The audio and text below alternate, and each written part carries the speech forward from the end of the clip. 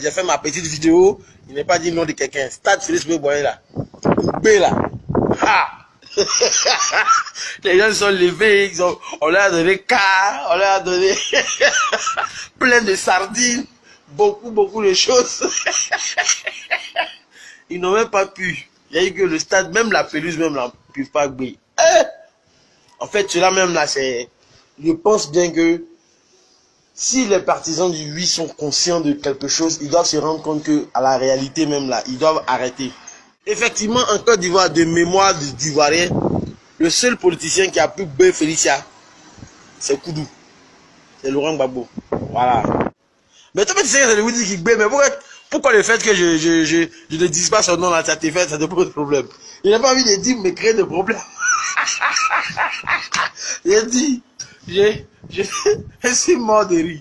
C'est-à-dire que, vraiment, moi-même, quand je voyais les photos hier même, ça me faisait pitié.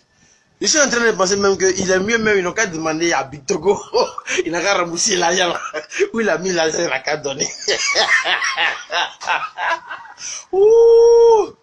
Makoussis, je pense bien que Makoussis n'a jamais demandé qu'on réécrive, qu'on donne une nouvelle constitution. C'est pas ce que Makoussis a dit. On devait modifier simplement. Je m'interroge, à quoi ça sert d'avoir un Sénat si nous avons déjà des ministres? Et ça ne sert à rien. Aujourd'hui, quand on regarde le taux de chômage aujourd'hui, nous qui sommes aujourd'hui de la génération 1980, on va bientôt pointer à la CGRAE sans avoir travaillé un seul jour.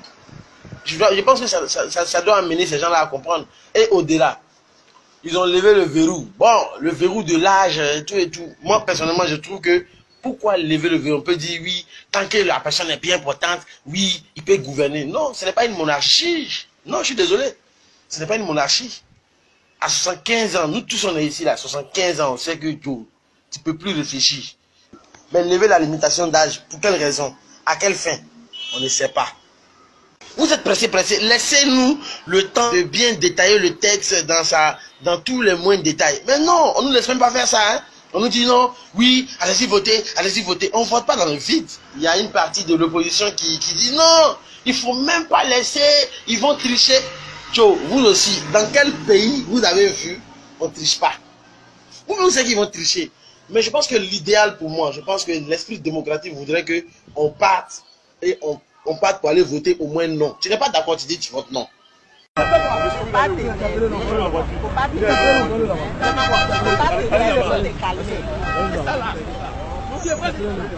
C'est comme il veut force, on lui montre force. Vous faites quoi?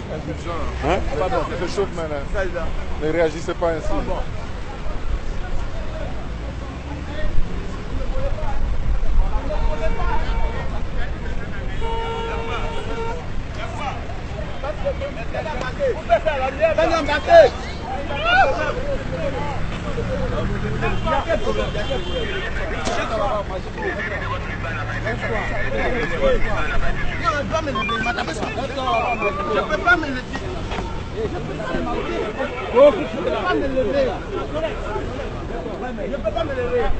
S'il vous plaît, est-ce que vous pouvez le laisser? Dieu merci, il y avait un officier qui était là qui lui a dit non, ne le frappez pas, ne le frappez pas. Mais les sous-officiers en place, je ne sais pas qu'est-ce qu'ils voulaient démontrer, qu'est-ce qu'ils voulaient faire. Ils m'ont battu, traîné jusqu'à la voiture. Ils m'ont mis là, ils ont mis 4 éléments de la police autour de moi. J'étais dans la voiture, assis au soleil pendant près de 1h30, voire 2h. Derrière ces plaintes, c'est un combat.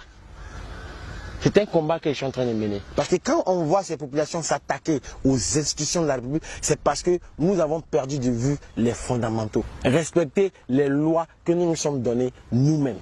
C'est ça le plus important.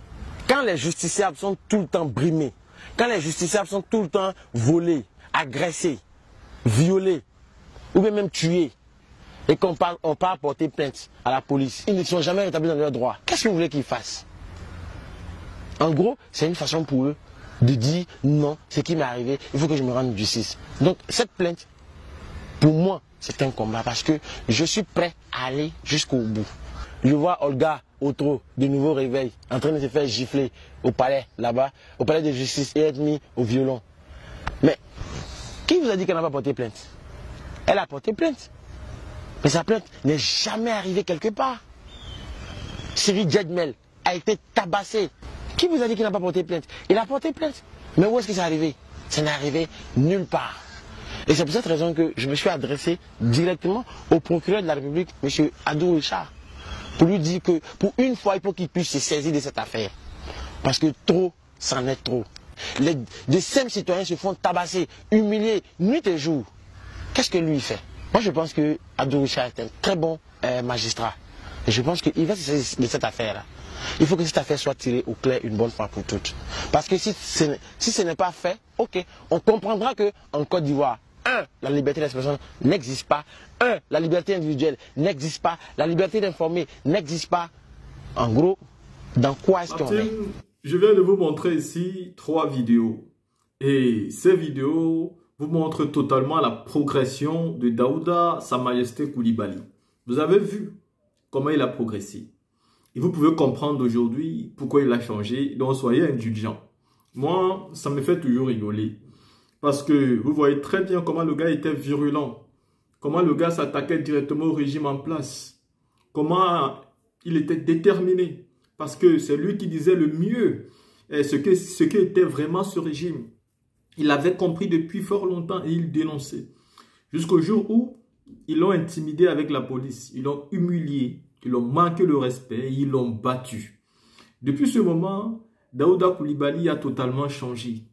Il n'arrive plus du tout à garder la même poignacité pour continuer à dénoncer. Mieux, il a trouvé du travail sur une télévision où le directeur général est tous les jours avec la femme du président de la République. Vous pouvez comprendre tout de suite ce qui ne va pas. Et n'attendez donc pas que le même qui est embauché par des amis, des copains, des enfants du couple présidentiel continue encore à défendre les intérêts du peuple. Non. Égoïste qu'il est, il va tout de suite penser à lui et commencer simplement à défendre ses propres intérêts. Ceux-là qui pourront lui permettre de changer de vie un minimum. Et vous voyez très bien que quelque chose a changé dans sa vie. Ce n'est plus le même qui était au chômage. Ce n'est plus le même qui cherchait du boulot. Aujourd'hui, il a un boulot. Et quand il parle, il est entendu, il est suivi par beaucoup de personnes. Il passe à la télévision. Il a donc eu une opportunité. Ne demandez pas à celui-ci de recommencer à être opposant. Non, Daouda Coulibaly a trahi son combat. Il a trahi sa vision. Il n'a jamais été libre. C'était juste un ventre affamé. Et ce ventre affamé a été nourri. Et ça a été nourri par quelqu'un. Et cette personne-là lui a imposé des conditions dont il a accepté. Donc, ne soyez pas surpris aujourd'hui qu'il soit en train d'attaquer le président Laurent Gbagbo, qu'il soit en train d'attaquer le président Tidjane Thiam, qu'il soit en train d'attaquer le président Soro Guillaume. Ne soyez absolument pas étonnés qu'il soit toujours en train de défendre M. Alassane Ouattara et son régime, qu'il ait toujours des mots à dire pour justifier leur comportement. Ne soyez pas étonnés par rapport à ça. C'est eux aujourd'hui qui tiennent aujourd'hui sa finance. Et pour lui, pour permettre à sa finance de continuer à avancer, il a oublié de faire ça. C'est un peu comme M. Mbato, qui aujourd'hui, depuis qu'il a été nommé, je ne sais pas si c'est le directeur général de cette presse que vous connaissez tous là, donc je n'ai pas envie de faire une publicité ici.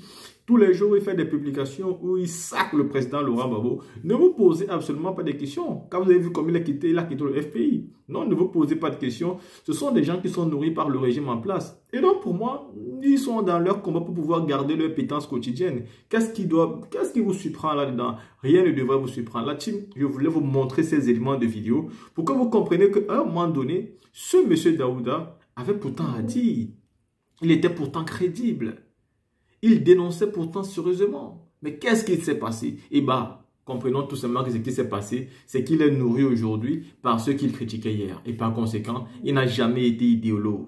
Il n'a jamais eu de véritable idéologie. Sa seule idéologie, c'était la famine. Et vu qu'il est satisfait aujourd'hui, je pense qu'il continue à prôner pour eux. Pourtant, il devait chercher mieux le bien de tout le peuple. Parce que derrière le bien de tout le peuple revient donc de trouver notre bien tout en restant indépendant psychologiquement. C'est ça qu'il n'a plus aujourd'hui, l'indépendance psychologique. Il ne peut que parler en faveur du pouvoir en place, sinon il perd tout.